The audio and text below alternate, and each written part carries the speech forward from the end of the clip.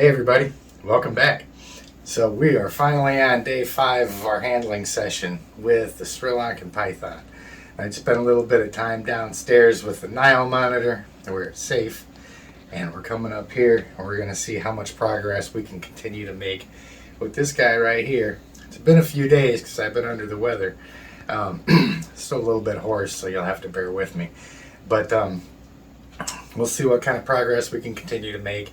There's a couple questions, a couple comments, and things like that that we'll address along the way too. So if you won't want to go anywhere, we'll be right back on Intrepid Exotics. Whether you're a lifelong keeper or just getting started, help us encourage responsible keeping, conservation, and public education in the interest of keeping our reptiles safe and healthy as we protect them for future generations. You're invited to spend time with us as we experience these awesome animals together on Intrepid Exotics. Okay, so you guys will notice the camera's moving around a little bit. I've got a tracking gimbal set up in here, so I kind of follow my movements and so forth as I need to move around. I'm trying to get you a good look inside the enclosure, because one of the suggestions that has come up is mentioning why I don't take a softer approach when I go in. Now I know most of the time, or the experiences that most folks have, you're getting a snake that's been fairly socialized. It may be a little bit timid in a new environment and so forth, so it doesn't take quite as much time and work. They're not quite as afraid of people. Those snakes, it's a lot easier to just let them see you and be around and stuff like that, to get them to tame down a little bit and to really chill out. This snake is in my office, so I'm right here all the time. He's always seeing me, so whether that's going to help or not, I really don't think so.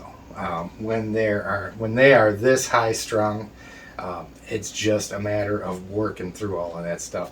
So I'm going to try something today. I'll get this opened up and start taking stuff out of here. But I'm going to try to go in slow and gentle and show you guys how he reacts to that, and why it's really not the preferred technique in this particular case. Okay, so the gimbal lost me there for a minute. Must have been when I was setting stuff down on the floor. Let's see, I'm still in frame. Okay, so I've got the paper off of him, and we're going to try and do this really slow and gentle and see how this goes.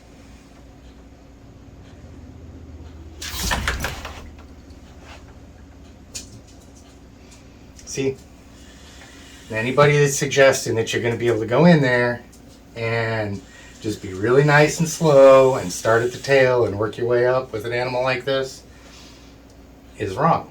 It's not going to work. This poor animal's stressed out, and you can see the longer this goes on like this, he's just stressing out more and more because he's wondering what's going to happen. So once again, we're going to go in. I'm going to go in here quickly, and we'll talk about some of the other stuff. Come on. Come on. Come on. I'm going to do my best to not get bit right off the bat here.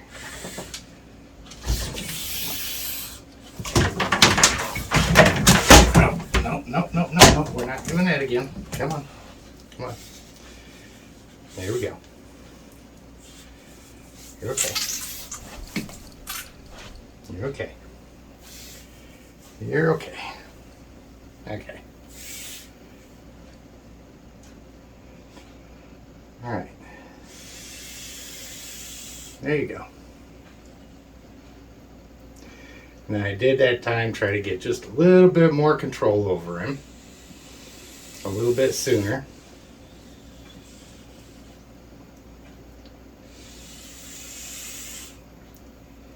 Come on, buddy. Oh.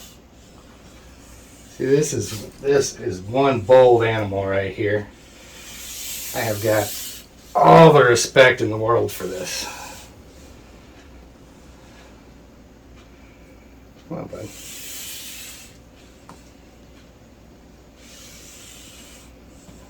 Come on.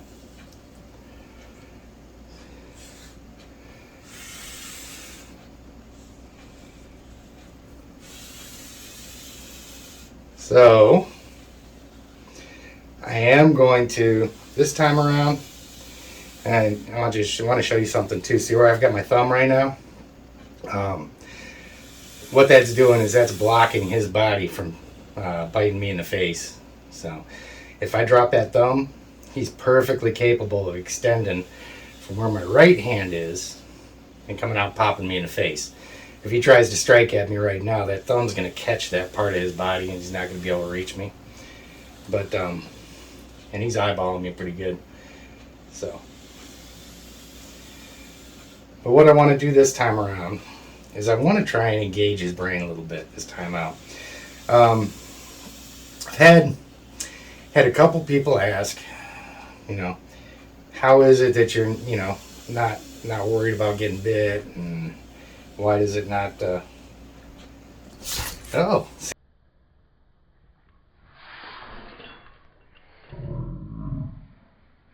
See? That's exactly why I keep that thumb there. Because even with it there, he came pretty close to my nose. I was moving in to show you guys how he was. Let's see. I'm going to go ahead and take my eyes off of him for a second because that's clearly having an impact on him.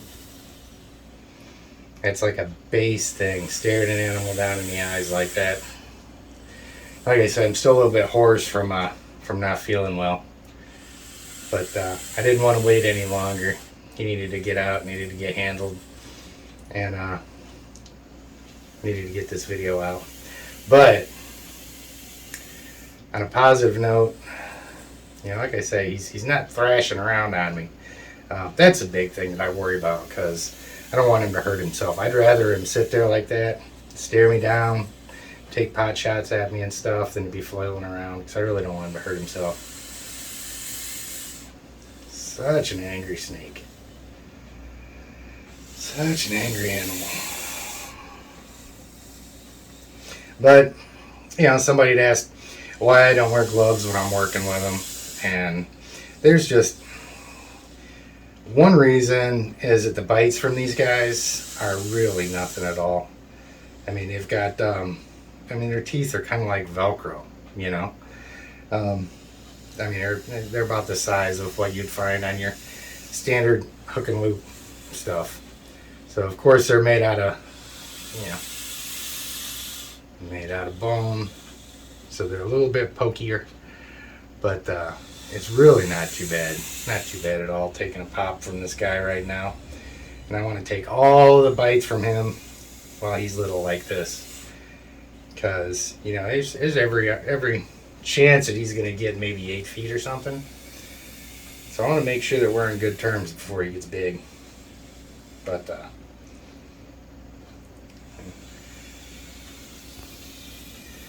I'm going to start moving him around a little bit and try and get him looking at something else. Doesn't make any difference what it is.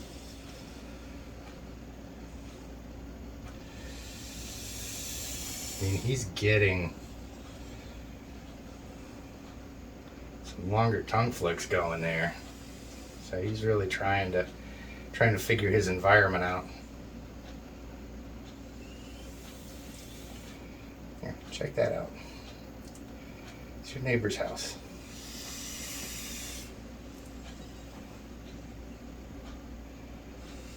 There we go.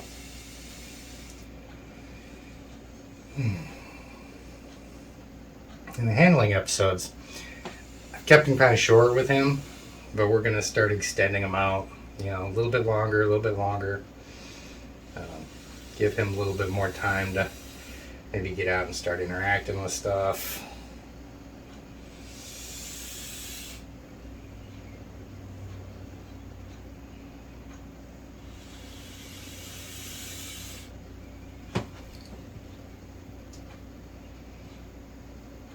There we go. Come on, easy. There we go. And I just want to be really careful letting him crawl up my arms like that. It's kind of a catch-22. You want him exploring, but you can't let him crawl up to where he can. Come on, bud. Can't let him crawl up to where he's going to start popping you in the face. But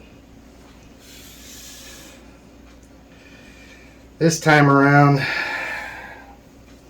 there we go. Start checking stuff out. Come on, easy does it.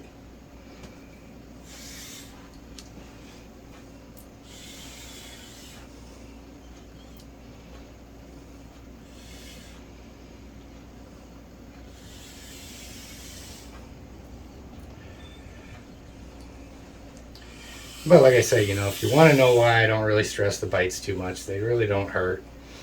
You can stick a piece of duct tape on your arm and rip it off, and it's going to hurt more. The only time it really kind of sucks is when they get right down there in the knuckles and the bones and stuff like that. But so you're good. So stop. Oh, stop.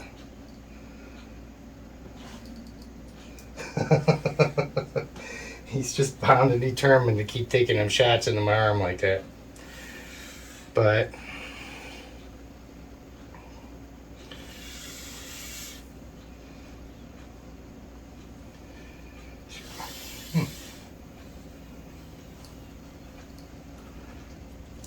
oh, stop it.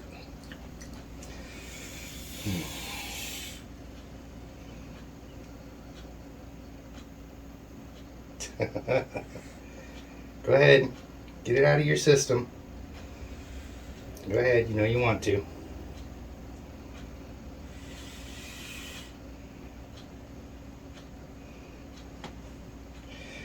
But you see this, even though he's still taking shots at me, and he's still breathing really heavy, he's still really stressed out.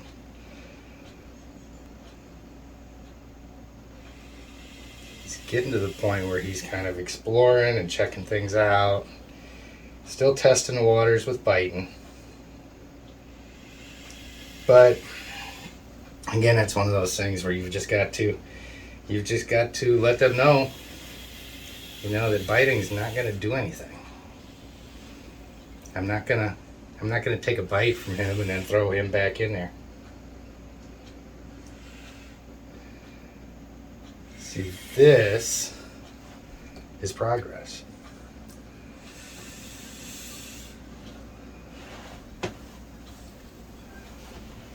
Turn him around a little bit, get him pointing in the direction that I want him to.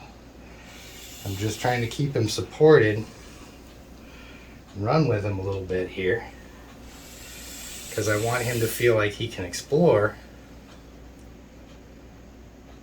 And just keep it controlled without him feeling restrained.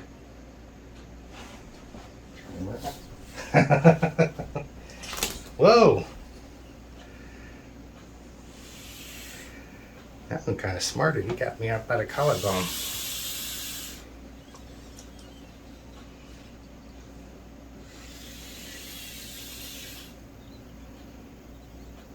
You're okay, bud.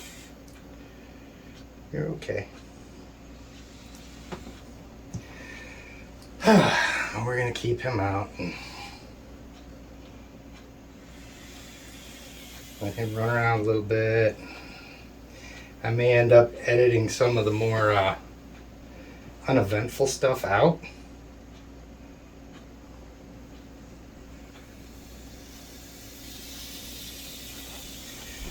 See if you can get that. Damn. Keep trying to get a really good shot of that tongue when he just freezes it out like that.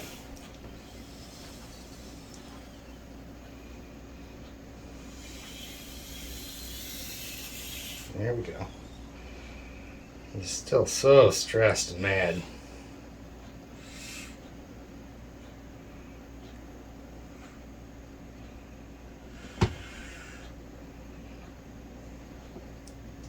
Wow. He's just trying to hide. Find him a safe spot.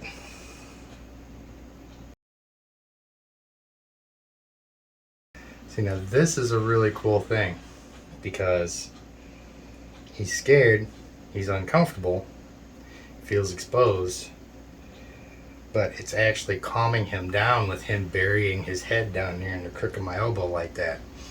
His breathing slowing down a little bit. So even as much as he's biting at me, and even as angry as he is about coming out, he's actually using me as a means of finding a little bit of security right there, and he doesn't even realize it.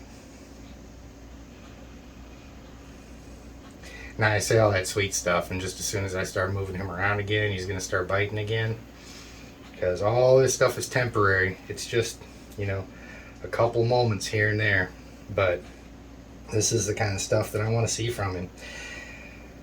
Just want to see him moving around really slow and deliberate.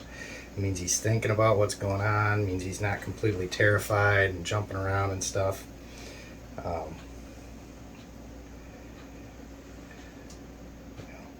This is the stuff that we look for, and it's the stuff that we're going to see more of as we work with him more. But come on now.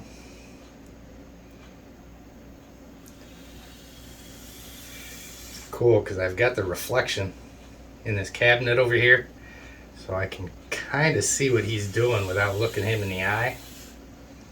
I really don't want to do that because he's got every intention of striking at my face. You've just got to respect the courage of these animals. Small as he is, he is nose to nose with me, and he's willing to fight. Look at this. There we go, bud. See? So for anybody that watches this and thinks that this is an inhumane way to help these guys through this stuff, it's easy to see how you would think that, because you're not really going to get too many snakes that come to you like this. Even when you got hatchlings, say you've come out and you've just gotten them out of the egg, and they're all biting and snapping at you and stuff like that. You don't just sit there and wait for them to like you. You pick them up, you handle them, you let them bite you, and sooner or later, typically sooner with the hatchlings, they learn that biting you is not going to do anything. They're perfectly safe, and then they start to get easier to work with. This guy, he's not a hatchling.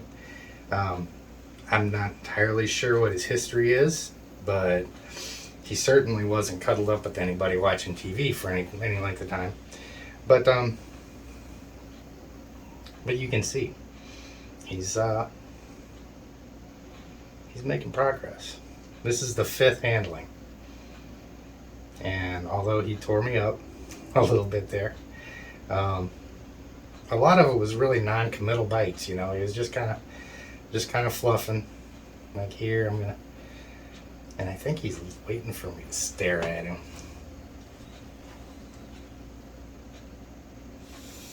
Because he's came at my face a couple times.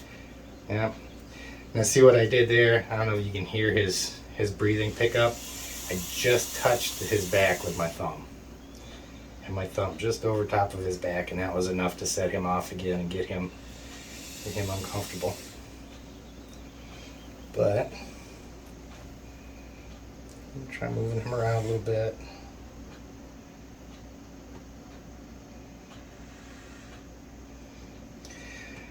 Like I said, I'm going to keep him out a little bit longer this time.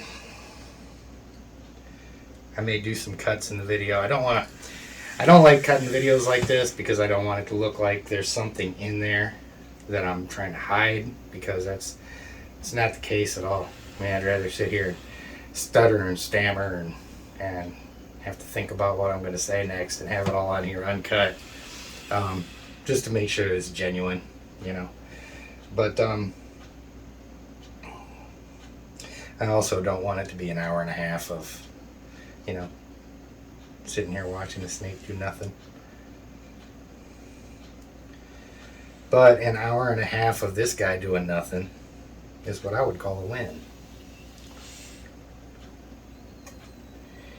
You at? What you doing? I'm trying to think. I know there's a couple other questions that I'd heard. The thing about the gloves, you'll never see me wearing gloves. Yeah, I'm not going to say never, because I'm sure there may be a circumstance at some point where it's advisable. But like, I got a 6-foot Nile monitor downstairs. I don't wear gloves when I work with him. I'm not going to wear gloves and long sleeves with this animal when I'm working with him, because with this, I think it's a lot harder to really gain trust with an animal when you've got those gloves on. You're not worried about getting hurt. You're not worried about getting bit. You're protected. But that animal is completely exposed and terrified. And I think, and I think it's just part of keeping. If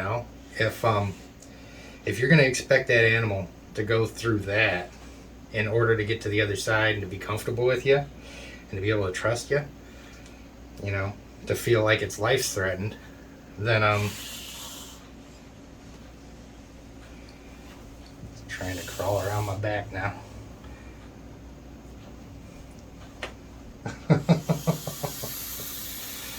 Then I think you've really got to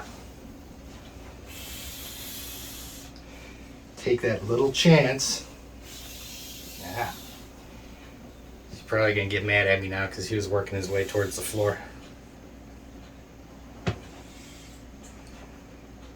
God, look at that.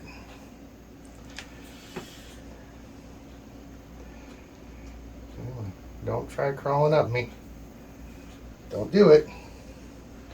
You can bite me anywhere but the face.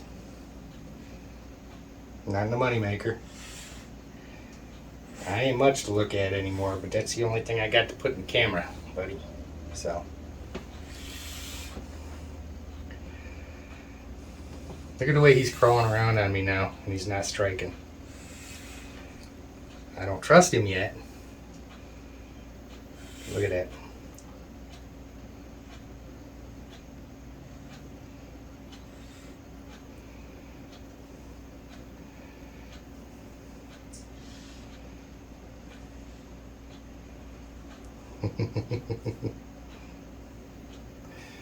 Me and this animal are going to be pretty good friends. I can tell.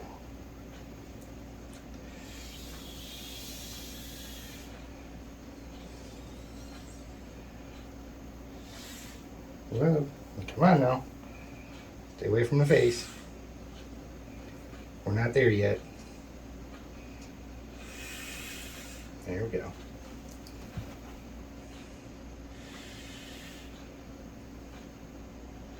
So you're okay. You can see a lot of exploring me. It's not like he's, looking around trying to find an out. I think he's really still in the process of sizing me up and trying to figure out what I am.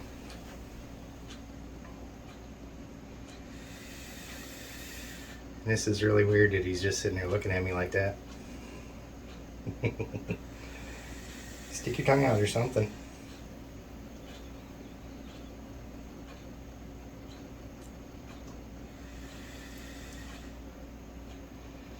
Again, I'm kind of watching him in the reflection behind you there. The way I'm not just staring him dead in the eyes, making him uncomfortable.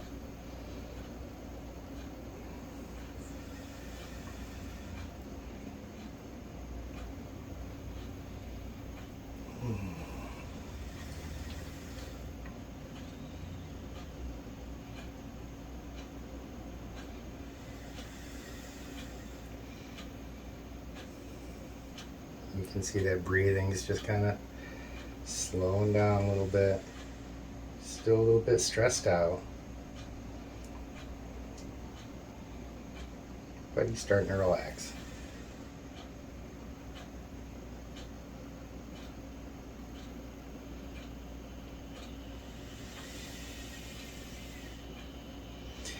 But yeah, guys, I mean, for anybody that thinks you're going to go in on a snake like this and just sit by his enclosure until he likes you, or go in there really slow and start petting it to let it, make sure that they know that you're a friend, that kind of stuff's not going to happen.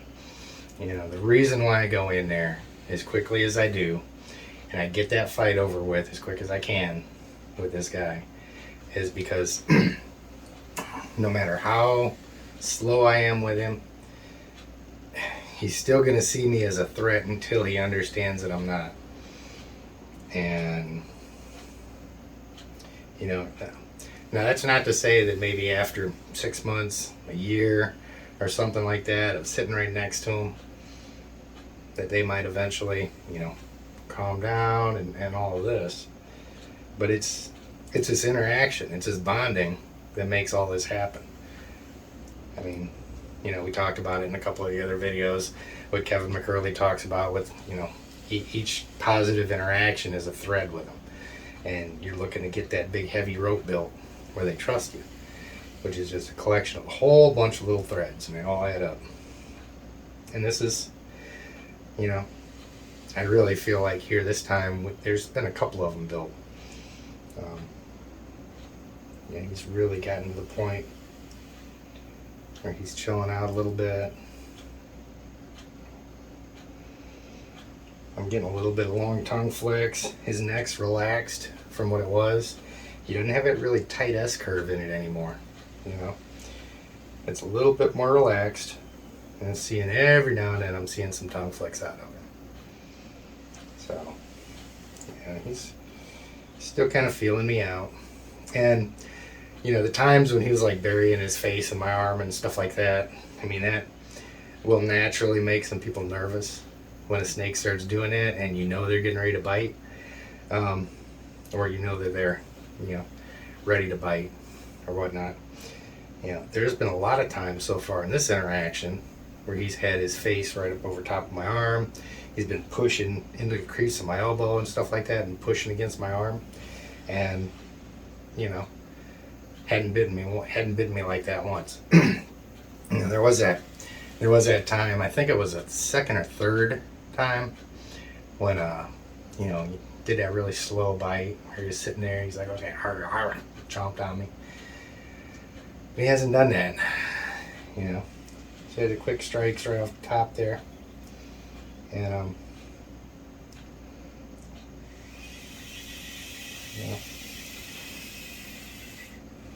now, there we go. Started to rub his belly a little bit. He didn't like that. But let him see it. I didn't hold that thing for very long. But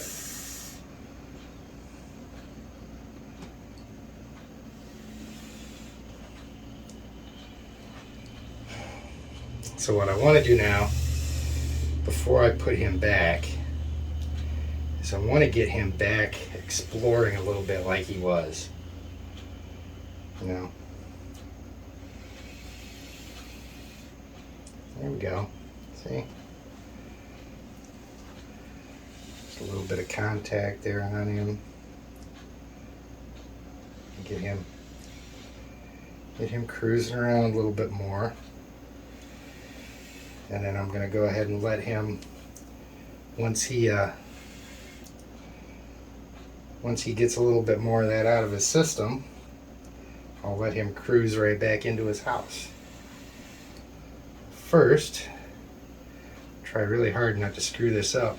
I'm going to try and put this paper back in there first.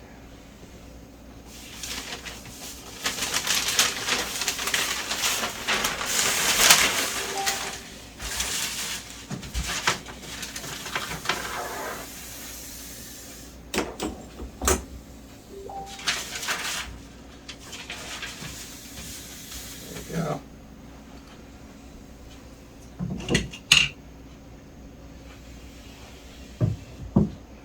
Might lose the gimbal when I go to pick this up.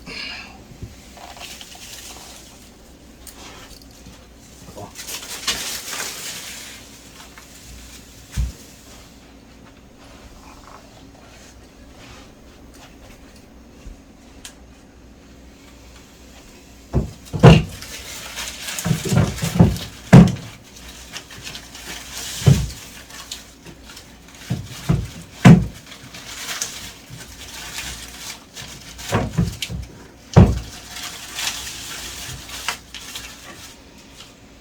Here we go. So we got everything put back into his enclosure before I put him in there this time. That way it should be a little bit less stressful when he finally gets back in there. He doesn't have to have things thrown in his face and whatnot. Let's see what he's going to do. It's really constricting me up pretty good there. He's got a nice tight grip on me.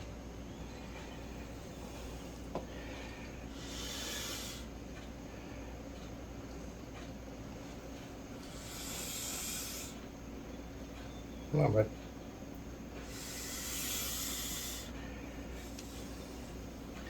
See, I kind of like this too, because you'll notice, especially like on even on snakes that you've got that have been socialized for a while, they'll use that tail for security. You know, even like at the beginning of the season when I take my retics outside, I'll have them, you know, over my shoulders and stuff, and the first time of the year going outside, it still kind of throws them for a loop. They get uneasy and they wrap that tail around you really tight because they're like hanging on like, oh damn, what's going to happen to me? So that's kind of what he's still doing now. And see, he's got that head sitting right on my arm. Yeah, I mean, he could, you know, if he gets spooked or something like that, go ahead and bite me. But I still got my thumb up, not touching him, just enough so that if he does decide to flail over and try and strike me in the face again, he can't do it.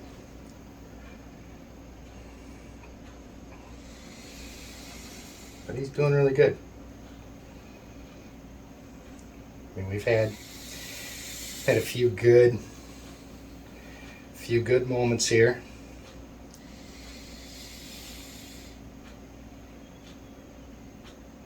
So moving around. Not biting, not getting angry. There we go. See, bud, you're okay.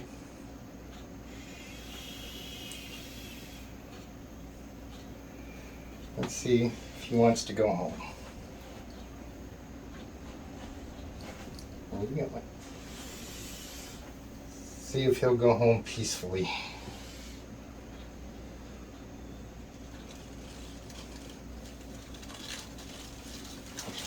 I'm not going to make the mistake of touching his tail like I did last time.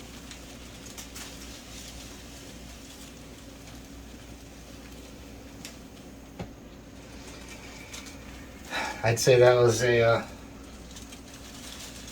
successful round of handling with him.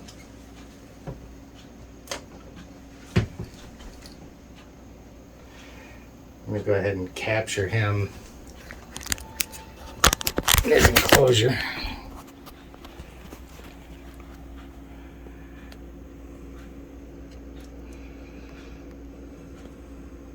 See, and he is just, he's not zooming around. He's not losing his mind. Yeah, he still sees me and he's still a little bit uneasy. But, I mean, he's not hissing.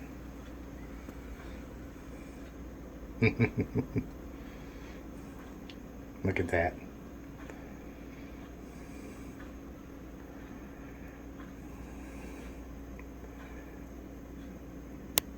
There you go. Okay.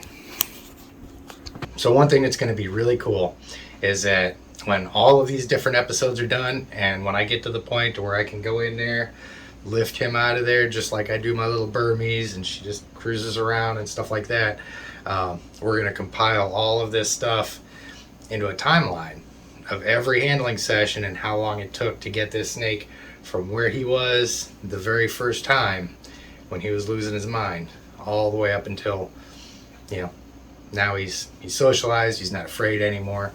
And I'm not peeing on my back. I really need to go change my shirt because he managed to take a leak right down the middle of my back.